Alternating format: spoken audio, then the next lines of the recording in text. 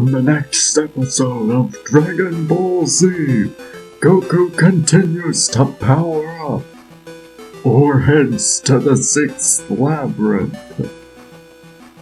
Okay, I am never doing that impression again. And it's not actually the 6th labyrinth, it's the 5th. So welcome back to more Let's Play Golden Axe Warrior. This is the Mississippi King, your host, and not robot. I know it's hard to believe, but it's true. And here we are in the 4th labyrinth. No, the 5th labyrinth. I don't know why I keep mixing that up.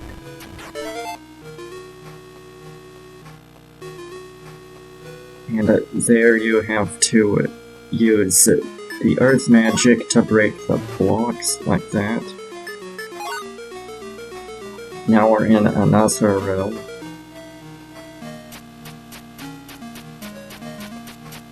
And the 5th labyrinth is actually fairly simple if you know what you're doing. You can end up going in circles if you don't know what you're doing.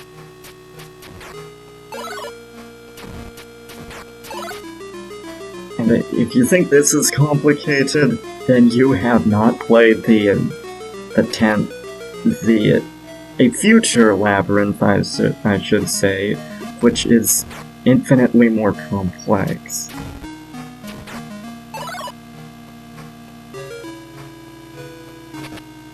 And here's our treasure. What is it? Wait and see, be patient, Internet. So after I kill the skeleton thing, I'll open the treasure. Be patient, and it's the speed shoes. And the speed shoes help us run faster. They increase the default movement speed. And it can really help improve the game's pace, even though it was already pretty good due to the increased movement speed. Now it's even better.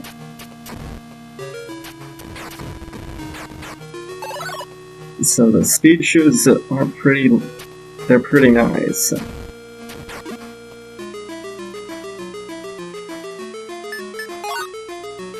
There's the earth magic in action again. Once again it stuns enemies. And it can be useful, but remember again, it uses a fair bit of magic. A full magic jar. So watch out for that.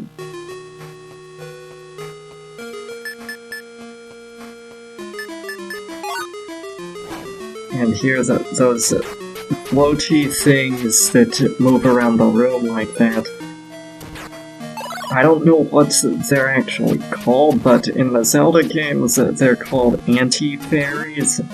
And they steal your magic just like they do in the old 2D Zelda games. Yeah, when I said this game is unoriginal, I meant it. It's very unoriginal. And they basically, well, as I've said, they steal your magic, but they also give you magic back if you kill them, or at least they often do. So, be sure you kill them if you're low on magic. And I guess now's as good a time as any to say that the bats in the dungeons actually are called bats. They're not fire goblins, so I was wrong in criticizing the game for that. They are actually bats. Fire goblins are a later enemy, and I died there. That was the game's fault, Internet. No, I'm just kidding. I wouldn't say that. I'm not DarksydePhil or anything. If you haven't heard of DarksydePhil, then good. You probably expect me to describe who he is for you, but nope, your minds are too innocent for me to corrupt. I'll just say nothing. You're just gonna have to wonder, unless you're unfortunate enough to look him up, in which case I have pity for you. I'm sorry. But back to the game. Those like enemies, the ones that look like them, they can be a nuisance since they steal your horns. And that's pretty annoying. So what you want to do here is whip out your earth magic and boom. So we go in here, and there are these dinosaur things. Blue dinosaurs. They charge at you.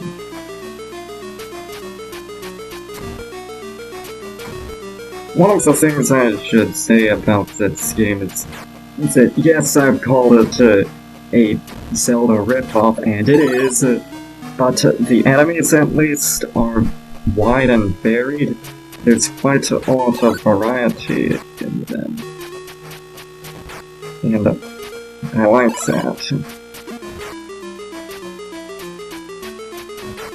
You have the usual palette swap enemies, but you also have more interesting enemies. Like enemies that have no real analog to Zelda. I mean, a huge chunk of them are Zelda enemies that are shamelessly just copied and pasted from that game. But, I mean, there are plenty of original enemies, and it does make going through this game really interesting as you have to change how you handle differing enemies. Like these blue flame enemies, these things I don't think have any real analog to Zelda, and that's neat. I really like that. There's the boss.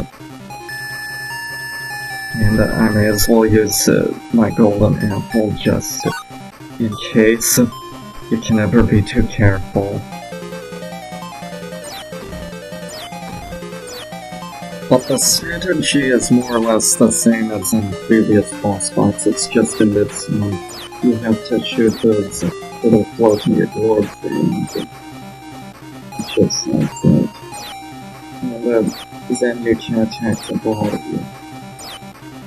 That would seem to keep missing them. That's not good.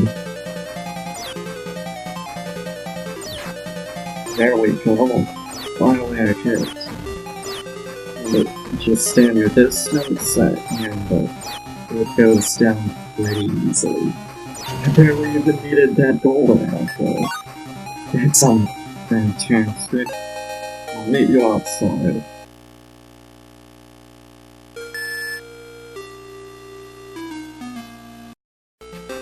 And we're outside. And I used the golden apple, but I almost didn't need it during that fight. Like, that's great, isn't it? I think I'm fairly good at this game. I mean, I'm no expert, but I'm pretty good, I think. Better than DarksydePhil. And again, I am not mentioning who DarksydePhil is. But anyway, this continent is called Nendoria, and as the old man earlier said, it's been conquered by Death Adder. And take his advice to heart, the enemies are really tough here. This is when the game starts getting fairly difficult, so watch out. There's a secret on this screen. Can you guess where it is, Internet? That's right, it's here. And why do I get the feeling that you're going to steal my money? Yep, I knew it. How did I know it? Maybe because I have some sort of weird foresight or whatever. Or maybe I'm just nuts. You choose. It's a tough call. Anyway, here's a magic shop. And it's pretty useful, probably one of the most useful in the game due to its location.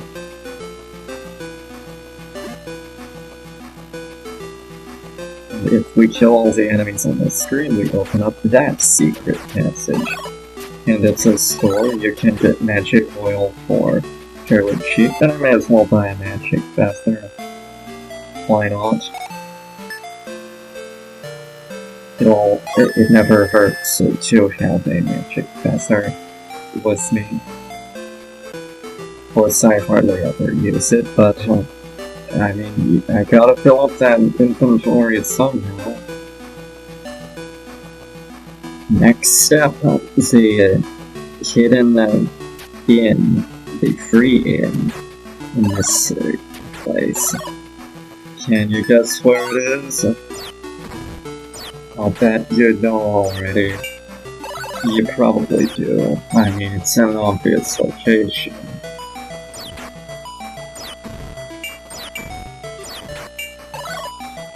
Okay, I'll stop that. It's, right there. So, this is pretty useful due to its location. I tend to come back to it quite a bit. And, let's look around a bit more. I don't really want to head to the 6th dungeon just yet. Because, I mean, I still have a lot of stuff to show here. A good few secrets. There are a lot of secrets in this game. And I'm not showing off all of them because there are just so many, and I'm only really showing off the ones that are necessary for 100% completion, and the ones that I happen to find. And plus, I don't want to go to the 6th dungeon yet, because, I mean, I don't want to clog this video with 2 dungeons in a row. I mean, I think that's overkill. Here's another secret, by the way. And let's go inside. I knew it, you'd steal my money. Now I'm nearly broke. That's gonna be a problem. Especially if I run into issues with the next dungeon. What are those issues? You'll see. But here's a village, and it's completely destroyed and deserted.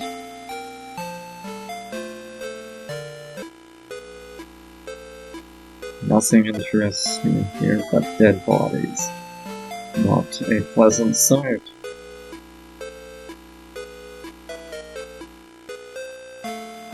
What's in the treasure chest? And of course we have to destroy the beast that lives in the south. The southern palace, that is. And that's once again another example of how good the translation is, especially for a game made during this time period. I mean, good translation is more or less expected these days, but I mean, back then it wasn't so much of a luxury. I mean, there wasn't as much access to good translation, and it was the period that gave us such gems as the 10th enemy has the bomb. Okay, 10th enemy. What? 10th enemy? When? What bomb? Huh? It's confusing.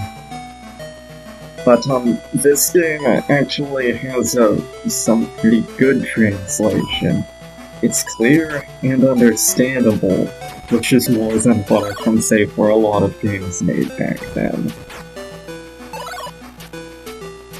I think the translation really helps to make your objectives clear, and the advice you get is usually really helpful, and when it's misleading for a purpose to keep you guessing. And if you do what that guy says up north and go to the southern palace and kill the monster there, then he'll give you what's in the treasure chest. And that's really handy. I skipped that part because there was a whole lot of nothing that happened on that screen. It was not interesting. There we got 10 horns, that's something. Of course I may end up losing it. Ditto for that screen. A lot of nothing happens there. So I'll probably lose those horns I just got. But I mean, you never know. I'm running into secrets left and right here. And I guess I'm starting to break even. I get the feeling that I may end up losing those horns like an idiot. Still better than DarksydePhil, though. And no, I am not going to tell you who DarksydePhil is.